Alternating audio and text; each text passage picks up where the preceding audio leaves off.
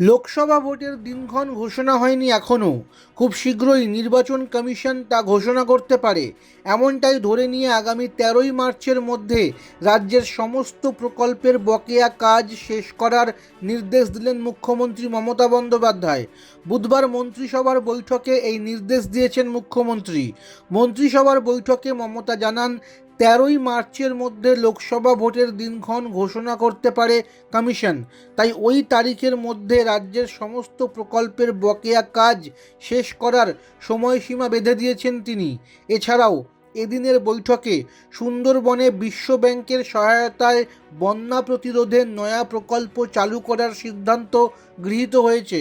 এই প্রকল্পে বাঁধ ও অন্যান্য পরিকাঠামো তৈরি করে সুন্দরবন এলাকায় বন্যা প্রতিরোধ করা হবে। মুখ্যমন্ত্রীর ঘোষণা মতো পরিযায়ী শ্রমিকদের স্বাস্থ্যসাথী প্রকল্পের আওতায় আনার সিদ্ধান্তও মন্ত্রিসভার অনুমোদন পেয়েছে।